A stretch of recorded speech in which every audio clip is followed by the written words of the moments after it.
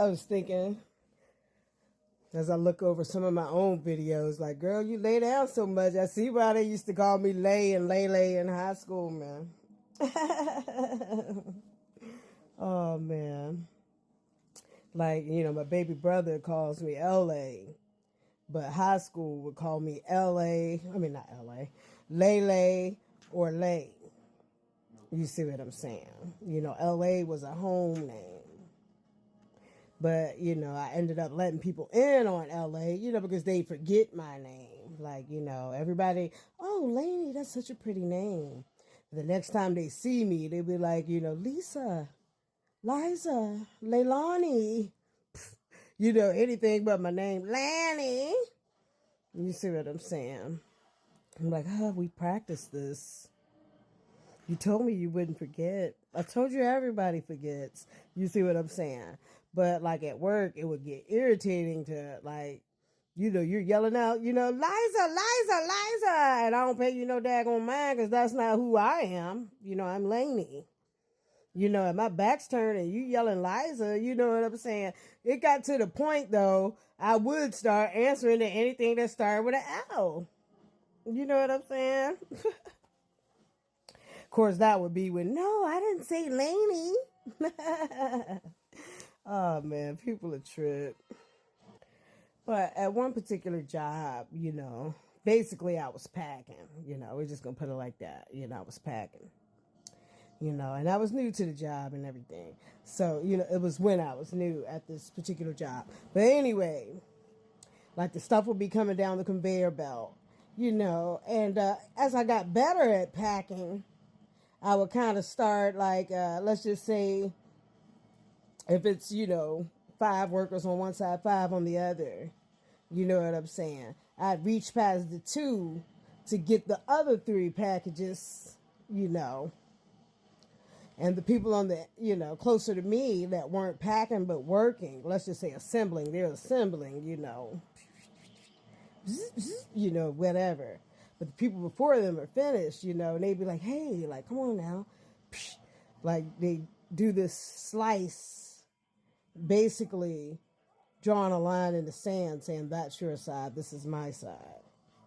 Like, we're working together, like, but a respectable level. Like, don't reach across me while I'm trying to do my job. You have your space, I have mine, And it took a little time, it took about a week and a half or something for me to stop being so anxious. I had to fight my urge to be anxious because it's like I'm quick now. So I want to, and had to wait.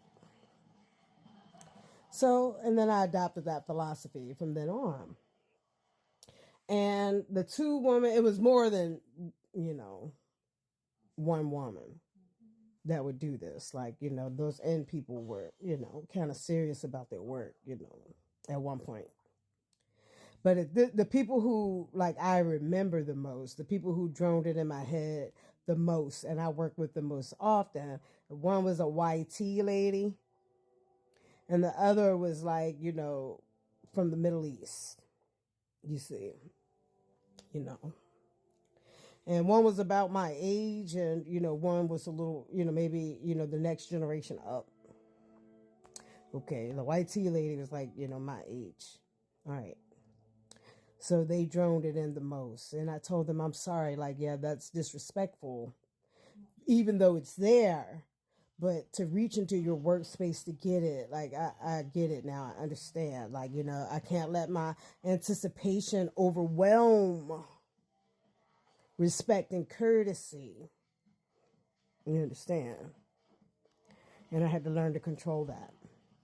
So as time went on, when new people would come in, they'd do the same thing I did in the anticipation. I could just reach over you, and I'd have to like, ma'am, because now, I'm in the assembly position and I understand like, oh, like, yes, that's rude and intrusive for you to come into, my 18 inches. We all get 18 inches, but, you're jumping into my 18, leaving me 12, or 6. You see, it's like a courtesy, and I'm not going to stay at a job too long anyway if it's a whole bunch of touching and grabbing on me. Like, oh yeah, I'm looking for the exit. Like, if I have to sign up to a temp agency and bounce, You understand? Sure, but I've also never had a whole lot in life either, so keep that in mind. You're living in an apartment or whatever, that's a little bit different if trying to maintain a manor. You might not want a hot jobs if you have to. All right, but probably a nurse or something anyway by then. But anyway, man, I'm saying all that to say is, eventually there was like another YT lady that started working there. She was new. She started doing the same thing. This time she was, working with the YT lady who basically conditioned me, and, rightfully so, corrected me about reaching into her workspace. So the new YT lady's reaching over into the workspace, and I'm like, no, like, come on now, don't do that. Like, that's rude. Like, I need a moment. Like, I can't focus on what I'm doing if a hand is constantly darting in my face, ma'am. Like, come on now, calm down, stay in your space. But instead of saying all that, you give like a little look, and then you do the like they did me. Every now and then I'll have to do a, come on now, no. And I hate to have to treat somebody like a toddler, but I'm like, either you don't see it or you don't care. You see what I'm saying? But either way, you need to be checked. So, but anyway, right? How about the YT lady looking at that conditioned me? And how about she goes, it's only you. You're the only one that has a problem. And then I knew right then and there. I was like, this always happens. Why do women always want to click up against me? And I'm like, nobody like this particular white woman like talking about. They tolerated her. They ain't really like her. You see what I'm saying? Like, she don't really bring laughs and joy. She tries, like, maybe she tries too hard. You see what I'm saying? But I have like a bless your heart mentality. As long as you ain't trying to hurt nobody, I try to meet you where you are. But now, went a little bit past like not trying to hurt me. You see what I'm saying? Now you're acting like I'm being brand new. Like I've created some new standard. Like I'm just such a tight, you see what I'm saying, chick or whatever. But, of course, like I say, I might start off as a novice, but my end goal, no matter what I do, is to end up in mastery.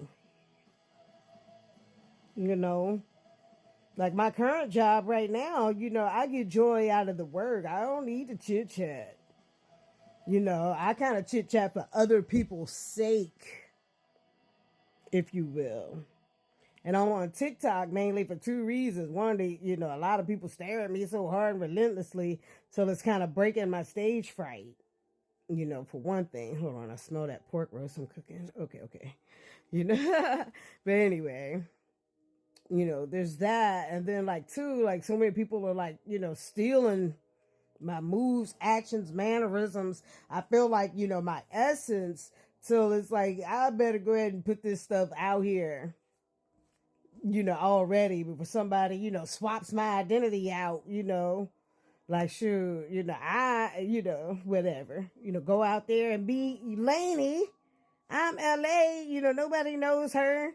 You see what I'm saying? So that kind of made me get out here, that. And since I'm rounding 50, I feel like, okay, I'll be on the other side. Y'all still in y'all first 50 years. I'll be in my journey of the second half, the next 50 years. So I might as well, let the other people have it, while I'm still like young enough, because I'm middle-aged. You see what I'm saying? So that's still young enough that, people would want to glean from me. But I'm not accustomed to, people gleaning from me like right in my face like that. But I shouldn't say that. Every neighborhood I live in, I always get one or two little doppelganger chicks. I think that's why I'm kind of reclusive. All right, man. Okay, I forgot what I was even talking about this for.